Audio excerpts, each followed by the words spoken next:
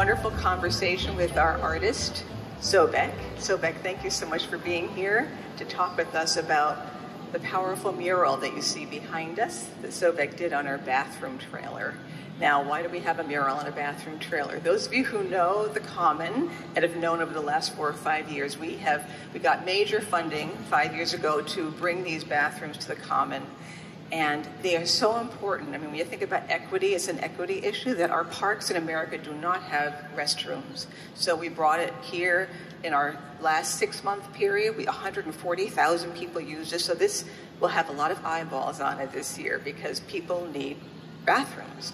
But what it also gave us the wonderful opportunity to do is to use this as a mural opportunity. And the first 2 years, you may remember that we put historic imagery on it. Last year, we had a mural by Silvia Lopez Chavez, and this year we discovered Sobek. And we're so happy that we found you, and you said yes to doing this work here. So I want to introduce Sobek and speak a little bit about your perspective on your art, but really mostly have you do that, talk about your art, and you're thinking about art, and you're thinking about this work behind us. So with that, I'm going to relay that Sobek has been drawn to art since the 4th grade and an experience with the paper plate mask contest on Halloween. But since that time, it has become central to you, and you say, "My mind is a temple, and art is the kung fu I train. It is life." Sobek has also written, "Art is life. It is beauty that is natural and boundless, peaceful or raging. It is therefore a force for the cause of social justice and a means by which I can immediately express what I feel and what I believe." Before I turn it over to Sobek, I want to recognize our Director of Parks Care and Capital Projects, Bob Mulcahy, who facilitated this wonderful work and worked with Sobek to dig into the literally layers of history on the Common to bring the inspiration to you to carry it forward. So with that, Sobek, I'd love you to talk about a little more about your art and this particular piece. Thank you. Well, it's a pleasure to be here this morning. It's a beautiful morning. Thank everyone for taking the time to come out and just kind of hang out with me. I like to view artist talks as like, we're just hanging out, you know, tea and coffee kind of thing.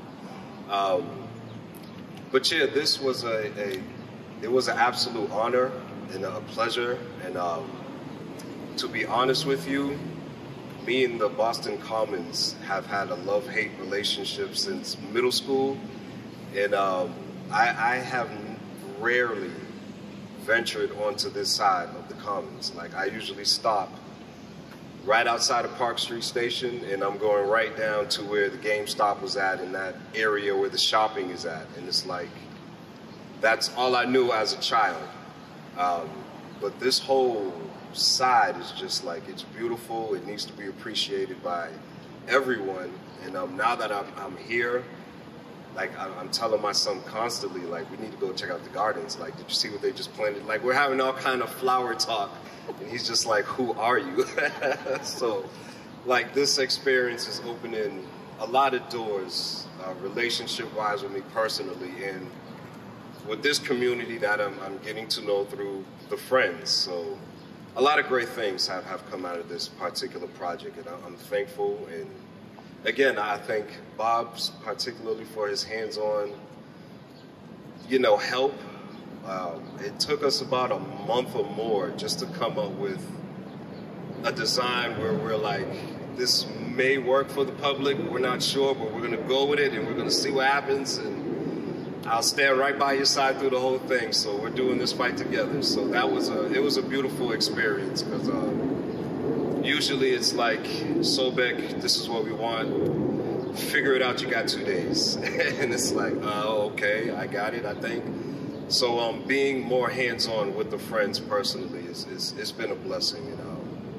Yeah, this friends, seriously, like, that is the term for everyone that I've met as part of this organization. So as far as the art itself, I like to always try to bring a little of my personal roots and culture into whatever project or commission I'm asked to kind of create. I myself, Nisitapi, which is commonly known in the States as Blackfeet or Blackfoot, but Nisitapi is the term which means original people, and that's just the general term for all the tribes that represent kind of that landmass of kind of Montana into Canada. That is kind of the Blackfoot Confederacy, the Nisitapi land. But Blackfeet itself, that term is from my tribe, which is Siksika. So I'm a Siksika Blackfoot native, is how you would say it. And Siksika literally means Blackfeet, and that is because my tribe were the first to kind of experiment with footwear. And we dyed the soles of our moccasins black, and that's what we were well known for throughout the land. So that's where the term Blackfeet or Blackfoot comes from. So I tell my son all the time, be proud of your roots, because you're the original for the whole sneaker culture that's happening with the young folks now. So take pride in that. Indigenous through my father's side as a Blackfeet, and my mother's side, the southern tip of this country, she's Cherokee. So my roots are just all north and south and just all throughout this country itself. I pay particular notice to my Blackfeet culture because I feel that is the more percentage of what I am. And my grandmother specifically, when I started asking questions, was like, this is who you are, this is what you're gonna learn. And she was just, I seen the excitement in her wanting to show me our culture, so I abide by it pretty much. So I try to bring that in a lot of my work, and you can see it in kind of like the colors itself. Like I'm very moody, I should say, when it comes to my colors and how I like want them to be presented, because it is very much so a mood that I'm trying to represent. And I guess the mood for this one is kind of like remembrance, I should say, like remember where we all come from and where we are now, and to like what are we building and what are we leaving for future generations, because I'm really big on just passing through this life, because none of us are forever. I'm not forever. So it's my obligation to make sure that as I'm passing, I'm leaving roots to kind of make life a little easier for my son to experience as he passes on through. So everything I do is not for me. It is for the community now, but I'm expecting the elders and the adults of the community to be like, he did this for you, like the children. Like, so you would kind of have something to talk about and be like, I know this man, this is what he was about, oh, his son was here, the land, and just open up conversations specifically about the land, culture, and respect for it. Because architecture, the buildings, the statues, it's all beautiful. Like what we as a species can create, demolish, and recreate is amazing. But it is so important for us to like keep hugging these trees, keep walking barefoot in the grass, like pick up the soil, rub it in your hands, and just feel it, because we're on top of life itself. We're not the only breathing creatures here. So as deep and emotional as I feel about it, I have to represent it in my arts, because like I can be on the street corners and talk and say everything that I just said to everyone here, but just standing on the corner, you may just walk by like, oh, another crazy man just talking and screaming out loud. So like, but you'll stop and you'll look at the artwork. So that is like the goal. If I can make you stop, look, wonder, and be like, why did he paint the sky this reddish tone? It reminds me of a time in my life when I seen the sunset and things of like that nature. Like remembering the times where you had a great experience by the water, or something that changed your life by the water. Like I want you to walk by it, stop, and feel that. I don't have any particular goals other than representing my culture when it comes to art, but I love kind of just painting and listening and just hearing people talk about what I'm doing means to them. And it's like automatically they know that what I'm doing is for them. So, and they just go on stories. Like I have stories about people that I don't know. And it's just beautiful stories because I hear them speaking. And it's like I just turn around and I'm just like, that was beautiful. Like, thank you for sharing, even though you weren't speaking to me. I do art for me, but like, I can stay at home and sketch in my sketchbook for me or paint my canvases for me. I recognize kind of my skill set, my talent, and my power. So specifically, if I'm outside painting, the purpose is to make you stop, feel something, and just get lost in that moment, you know, before you rush back off to work. And it's always a blessing when like the public shares those moments with me, because it's just further motivation for me to create and get lost in the emotion of kind of the artwork that I'm creating. I am very much so an emotional being, but it comes off so much more when I'm painting, if that makes sense. It absolutely does, and I'd love to hear what it was like for you when you were working here and focusing, concentrating, because the nature of working outside is, you're right, people are walking by and they're engaging. So how was that? Does it help? Does it distract? Does it change the way you do the work? Right now, it doesn't distract. It helps. It only distracts if like you're actually planning to have a 10, 15, 20-minute conversation. Then it's like, you know, that moment has passed and I need to get back to work kind of thing. But like those like 20 to 30 second interactions are like, they're important. And it's, to me, I'm so big on like those little things in life. Like I can get a mail package filled with spray can caps and my son will tell you like, I'm dancing and I'm singing for the next 15 minutes because like I know like what I'm about to do with those particular caps and like what I'm going to create for the public with, you know, those caps. So those the little joys in life, the cliche saying, but it's like, it is so true. And it's those little 30 seconds of like, hey, what you're doing is really good. Like, I really appreciate what you're doing. Keep it up. And just walking off.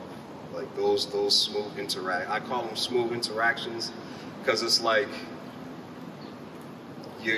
those are the moments you kind of see in the movies when the hero is like, he's cool and he's like, yeah, I did that, and just breezes off.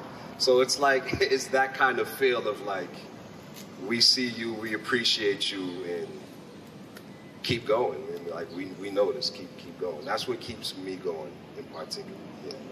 It's great to hear. I have another question to ask, and then I do want to open it up to all of you and your questions. But I was so struck when you began by talking about when you come to the Boston Common, when you have come for your life, you hung out close to the corner, you found yourself in the stores, and you would never venture down here. I would love for you to share with us that experience. What was the Common, and what is the Common for people of color? We're trying to understand more what it means to be welcoming or not welcoming, and what this park does and doesn't do for everybody, because we say it's the people's park and it belongs to everybody, but that's a really important thing to hear.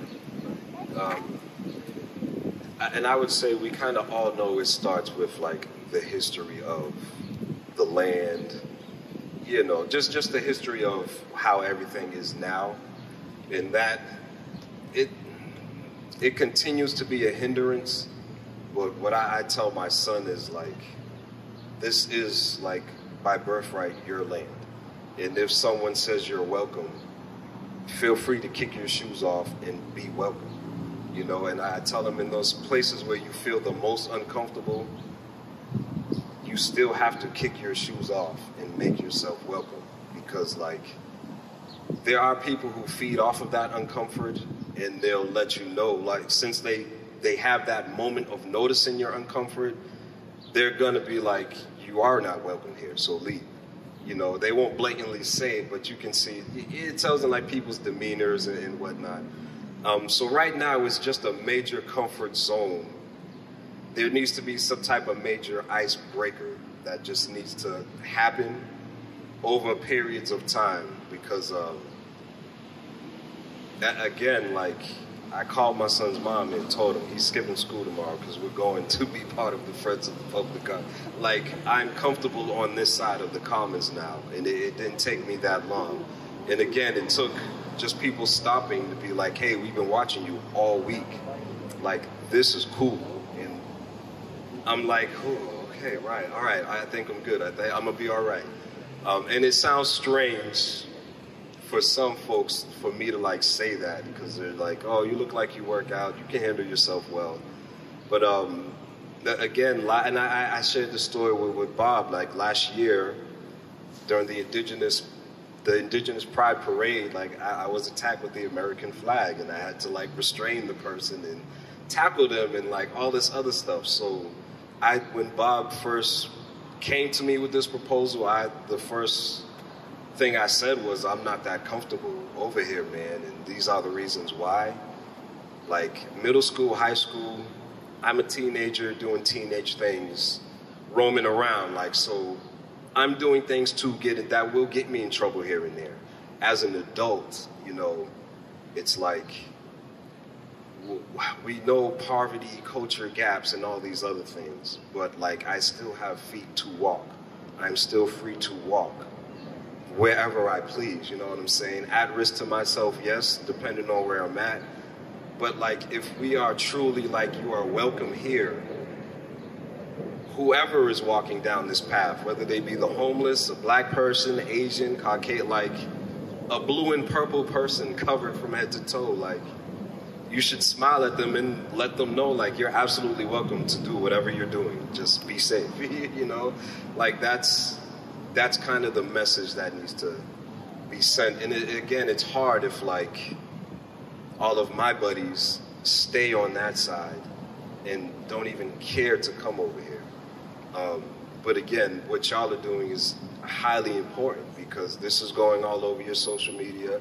It's going all over my social media. My son, when he checks in with his mama, oh, we were there with the friends, and she's going to be like, oh, the friends, and she's going to check it out. And it's y'all planted a seed, whether we know it or not, and it's gonna spread. So absolutely, next year, if y'all decide to do this again with a person of color, there will be people of color sitting out here supporting that person. I'm pretty much the guinea pig for that process, and I'm all for it. I'm all for it.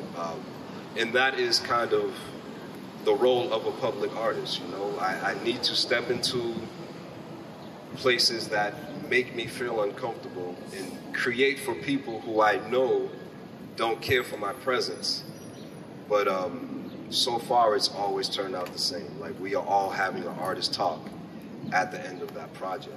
And like, the more that happens, then like comfort levels will definitely rise, and like, you'll see more families come over here. Like, the tough guys hanging in the Boston Commons, cool, stay tough over there, but bring your children over here to hang and sit in the grass, check out the trailer, use the bathrooms, because you go to Dorchester, you're not going to find a public restroom anywhere at any park, any garden. So it's like, we need to come over here, check out what's going on over here, and then we need to go back to our neighborhoods and back to the city and be like, listen, they have this over here, why can't we have it over here?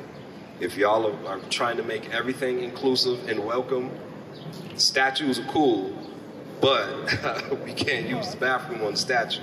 Give us some public restrooms like citywide so everyone just feels comfortable. And it's like, it's those little things as well. It'll be like, well, why do they have a bathroom and we don't have a bathroom? Well, I'm not going over there, forget them. And those need to get shut down as well. So like, again, we're doing our part to plant seeds.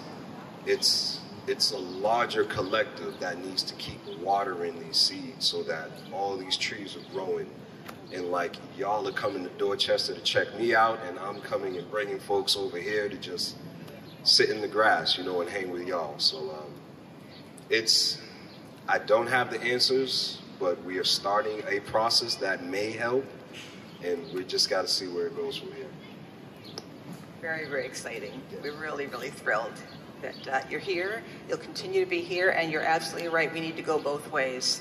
It's fine to say, oh, this is a free and open and welcoming place, but we also need to go to Nubian Square. We need to go to Dorchester. We need to explore other parts of the city where we may not feel comfortable. We're not going to be in the majority, and that's a good reason to go and experience it. Yeah, absolutely. I guarantee you're going to make friends, because, like, I have so many friends. Like, if I hang out here and just sit all day, there are families that's going to be like, hey, Sobek, yeah, you're here today. That's cool.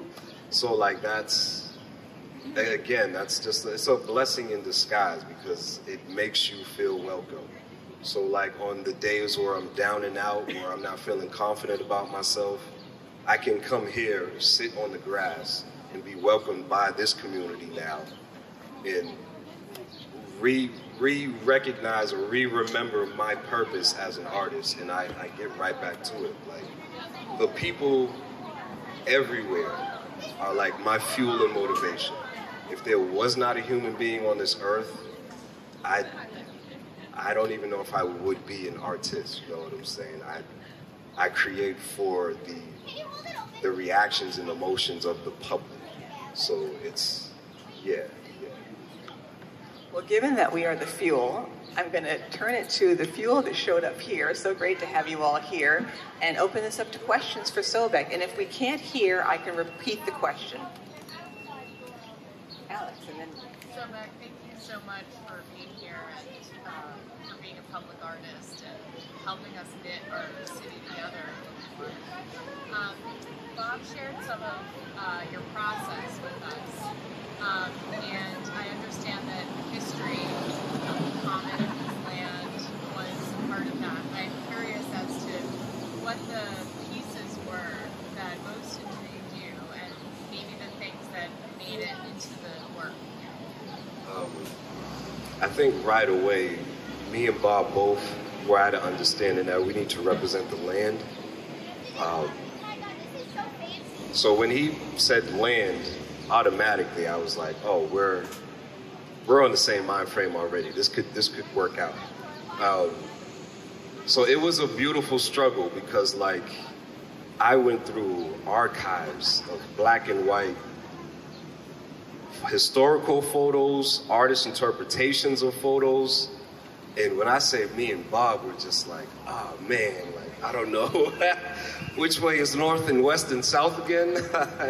it was like, but again, it's that beautiful struggle, because, like, when you look at the end result, it's just like, yeah, we did this, man, like, we did it. So right away, I wanted as much, like, historical land to paint as possible. And he was in total agreement. Like, that wasn't even, like, that was probably the easiest part, was agreeing, like, we need to paint the commons land, the historical land mass. And then I just suggested that it would be great to tie it into the future generation, because this is their future land. So with that idea, we kind of came up with the idea of integrating, like, the before and the now. So kind of what you see is a lot of from the skyline to the water, a lot of it is like the land before, like before we'd be floating in water, like right now. So I wanted to catch the perspective of, like, these benches right here, me and Bob sitting on this bench, but it's on the pavement, because that's where I was told that borderline or that shoreline was at. So that's kind of the perspective I'm trying to capture, and sneaking in what people know right now to be Boston Commons. Like, if you tell residents, if you say, hey, what's cool about the Commons, they'll automatically say, like, the gardens, the fountains, like the frog pond. And so I wanted to capture those kind of moments on the historical land. So that's why you see, like, kind of the circle shape with the canoe sitting on it and the bench, because that kind of represents those shapes of the landmass of the commons right now, especially in the garden side. You have a lot of those, you know, big bath bowls, what have you. So I definitely wanted to capture those. And as an artist, for me, the challenge in creating those is it's an enlightenment once like it's done, because it's a further like ego booster of like, I can accomplish this. So next time this comes up, it's going down and I'm getting it done. So yeah, it's for me capturing the landmass and trying to sneak in as much indigenous culture, subtle, subliminal indigenous culture was a biggie for me. So that's why you see the canoe, the hawk, even the trees themselves and the fishware, they're all representative of like the before culture, like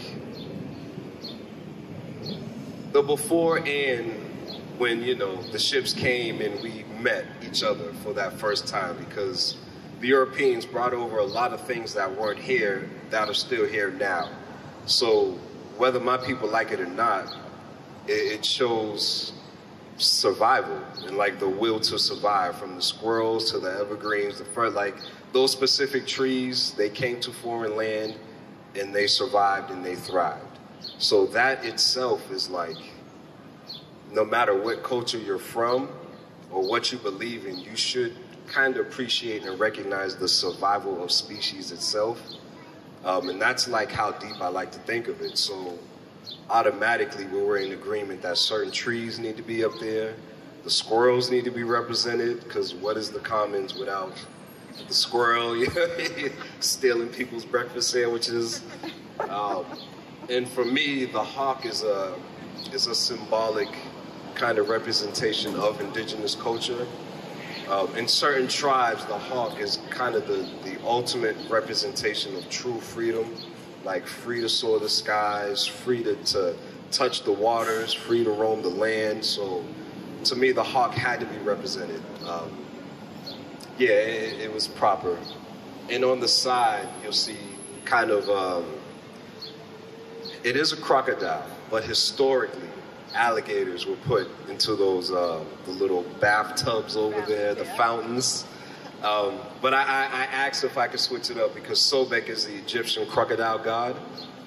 So that's why I'm always drawing crocodiles. And again, you have to look at the survival instincts and ingenuity of the crocodile species, the caiman species alone, and it's like, it's undeniable. So to me, to represent the crocodile means to represent power. So I asked if I can, you know, put the crocodile in there instead of the alligator. And they're all for it. People won't even know the difference anyway. So, but it's those little subliminals that is like, no one's gonna understand why there's a crocodile painted on the trailer.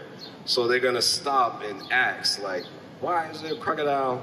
And there were crocodiles in the commons, and then boom, we got a whole conversation starter right there alone.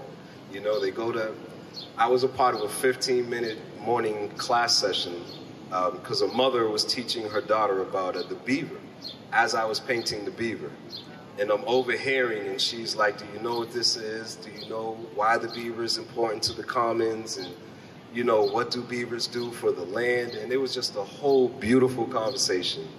And I couldn't help. After 5 minutes, I had to turn around, and I like took a break and joined. And I'm like, yes, beavers, beavers, beavers. I don't really know anything about beavers except dams. And I'm just like, let's talk about beavers for the next 10 minutes, please. So again, those little interactions that motivate me, keep the culture going, and it keeps the history of this land going. So as a mother talks about beavers, I get a chance to sneak in my 10-second promo about why beavers were important for the water flow, the river flow on indigenous land. Like, we depended on them. In our indigenous culture, the rivers are the veins for our mother. Like, they carry and transport the blood throughout the land. So beavers were vital for those river flows and the creation of the rivers, and where strategically, by nature, beavers know, like, they need to be built here, they need to flow this way. Like, by nature, And if you catch an aerial view of it, it looks like the veins running up and down your legs. So that's why, or your body. So we refer to the rivers as the veins of our mother. And I got a chance to say that. And as I was like, the little girl's eyes just glowed. Like, it was like she was in a Disney fairy tale story time. And I finished my conversation. I say I have to go back to work. And just, the little girl sat there for 10 more minutes, just staring at me painting the beaver. And it's like the awe in her eyes. It's priceless, priceless. So it's in her memory banks. Like I tell my son all the time, I repeat the same thing because when I'm no longer here, you'll still hear my voice in the back of your head. So my hopes is that this young lady, when she grows up to be a beautiful young woman, will share this story with her children in this area as they continue to cultivate this land for future generations. And that's what it's all about. Like, and I get the chance to think this deep because this is my life. I have plenty of sit by the candlelight time to reflect and draw. So it's like I get to go deep with the thinking. So it's like at the end of my like kind of decompressing the day, I'm always filled with like high hopes. And it's like, I hope she shares it with her family or the next generation. And that alone put like, I sleep lovely at night thinking about those type of thoughts. Like this story will get carried on, and maybe it will be an Aesop's fable in the future. We'll never know. So yeah, it's those kind of little things. But all of those kind of went into creating the images for this trailer. And again, everything on here, from front to back to side, it all is historically based on the land that you're sitting on, like right now. So it's very important. It's wonderful. Thank you. And you have a question? Well, perhaps I've missed something, but don't we need signage, like picturing the artist and some of his background script attached or in the immediate vicinity of his piece? Are you saying we need more information about Sobek here? Yeah. Yeah. And we have on that bicycle rack a QR code. It's usually in front of the trailer. We put it to the side for this conversation, but you can get the QR code, and then it goes to our website, and it talks about Sobek and his background and his philosophy, his artistic philosophy. Great.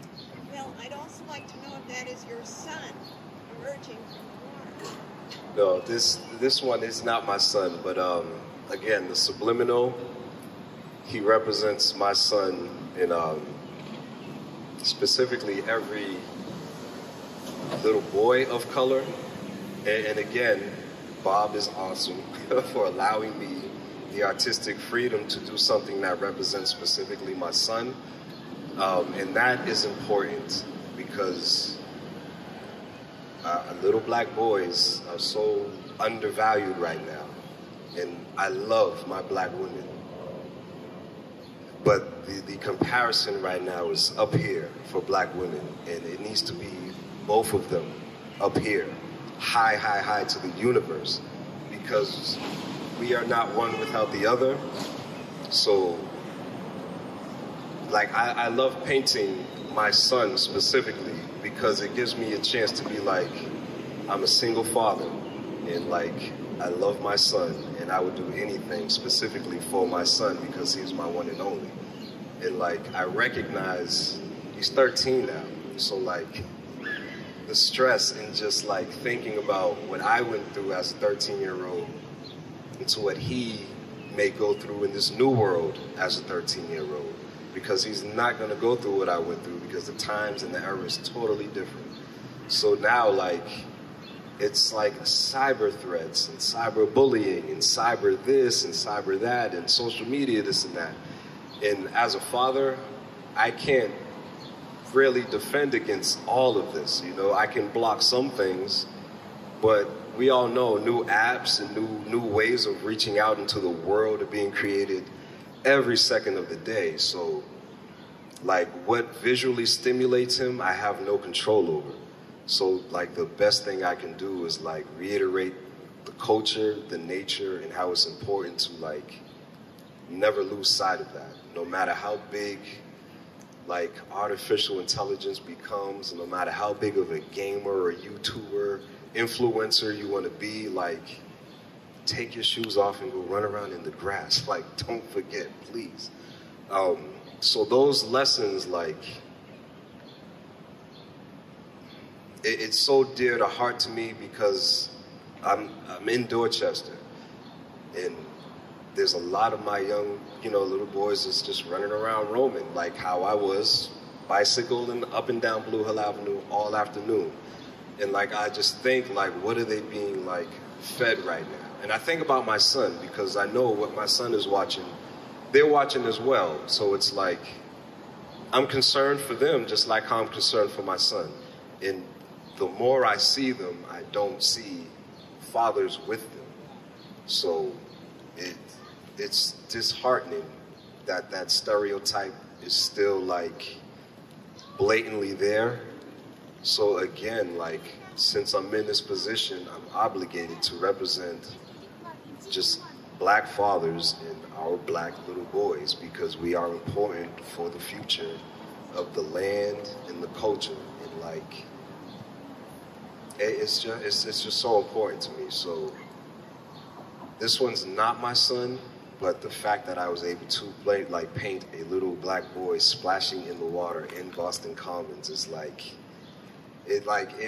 there are moments where I think about this trailer and I just like, I go hug my son and I go back in my room and I'm just like, get it together, because it's like, what I was allowed to represent for myself, for my culture, for my son is so big. And again, this is the Boston Commons. It's like any foreigner, any tourist, like their first destination is like, we need to go to the Boston Commons. So it's big for me to be able to spread this message. And again, people are gonna walk by and they're gonna be like, why a little black boy in the water?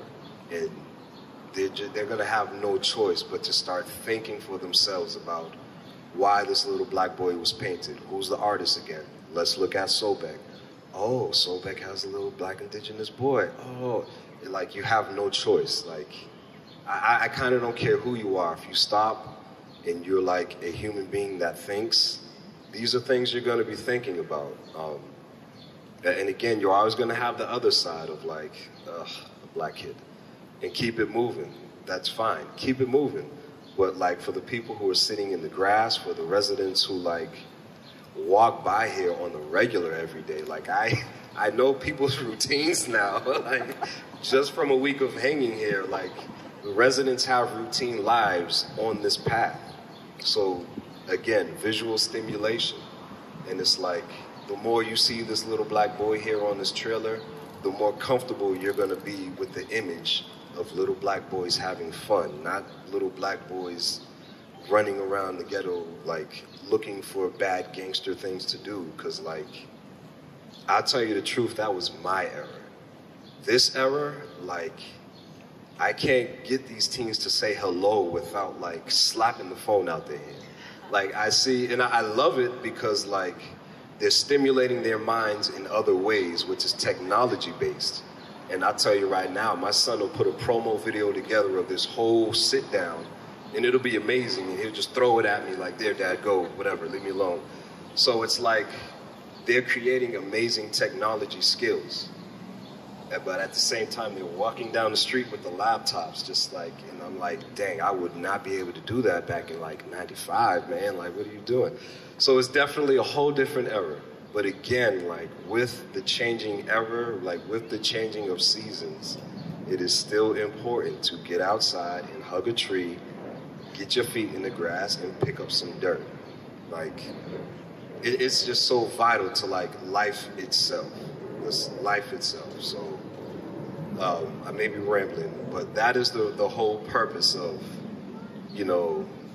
kind of the black boy specifically splashing in the water, because like this area needs to see that like they have fun too. They go to the park too. They're normal too. Like, it needs to be normalized that, like, you can be black and proud. Like, you can be a black male and be proud and still hold on to all of your values and still, like, even though you feel uncomfortable, still have the courage to be able to come and go splash in the frog pond, you know? So, yeah. That's wonderful. And I'm going to have one last, Leslie, because we're past time, but I know we could stay here all day with you. I know that. Well, thank you very much. And thank you. It's been amazing to hear your thought process. And I had the lucky of having a chat with you while you were there. I love how you share interacting with the public with certain things for work. And you were always so incredibly gracious and generous with your time as I watched you. And the fact that you're so prominently out here on this corner, and you're right, like, it was people who come every day, but it was people from all around the United States and all around the world who come to the Boston Common. Were there any conversations that you had that surprised you during the time that you were here? Yes. Glad you asked that question. I'll keep it as short as possible. I'm sorry, y'all. Yeah, the question was, are there any conversations that surprised you? Yes. So there was an Asian woman and her teenage son, teenagers. They walked by, and I was taking a break on the bench, and she, like, walked and was, like, twisting her whole neck looking at the trailer. And, like, so I noticed her, so I just kind of stared at her, and I smiled and I waved to, like, give her the comfort, like, it's all right to come talk to me, come. And so she, like, pulled her son and she came back. And she was like, where did she say she was from? She said she was from New Zealand. And she is a professional, like, trained university artist back in New Zealand. And she teaches. And I was like, oh, that's amazing, because I hear that a lot. And so I'm expecting the cockiness to come out next, like, because it's always the same with professionally trained artists, specifically elders. They'll let me know they're professionally trained. Like, you know, back in my day, the oils and the canvas, they'll let me know that, and they'll just keep the ego high, and they'll just walk off. And I'm like, okay. So, like, I was expecting that, but she was like, yes, New Zealand, professor. I went to this art university. I'm a professor. I teach. I have no idea how you're doing this. She was like, this is all spray paint. And I was like, yes. And she was like, how? Like, how? Explain to me. And I'm like, I mean, years of experience, like, her only, like, she was just so fascinated on the fact that, like, I'm creating this kind of pastel-y, kind of soft tone look, but yet still vibrant from a distance, with all with spray paint. Like, she couldn't grasp her like mind around it. And I usually get that from residents who know nothing about, like, spray paint, who still, like, it's still in 1980 and it's like, oh, vandalism on the trains. That's usually their response, like, spray paint. Wow. She was, like, so fascinated, and we had a whole conversation about art, perspective, lighting, color, volume, mediums. Like, we had a whole art session, like, right there on the bench. And she got up, gave me a hug, because she noticed her teenager was restless. And she got up and she gave me a hug, and she was like, it was an absolute pleasure meeting you. Like, when I go back home, I'm going to talk about you. And I was just like, the smile on my face was just like, wow. And those interactions, again, I value the most, but that was the first interaction with, like, a trained, like, art university professor that was not only fascinated by what I was doing, but was just like, there's no way I can ever do what you're doing, and I appreciate you for that. Like, that was the first time. So that, like, it's back here forever and ever. And I appreciate her for stopping and giving me her time to, like, just say that and have a conversation about art. And again, she's from New Zealand, like, and it was her last day here. They were taking their last walk up and down this path because within the hour they had to rush back to the airport. So she took about 20 minutes of that hour to talk to me. And then they jogged down the path and jogged back. So that was big. That was big for me right there. So, yeah. Well, We could spend all day, couldn't we? But we're going to not do that. And thank you for your passion, for your heart, for the beauty of your art, for your honesty, for being here. And we are going to commit ourselves to being there, as well as encouraging and inviting people from Dorchester, Roxbury, Mattapan, and other neighborhoods to come here. We need to go both ways. So you are really planting the seed that we need to have planted to grow a more beloved community, a more accepting community, a more loving community. And this is a wonderful way to start. So thank you so much. Thank y'all for having me. Thank you.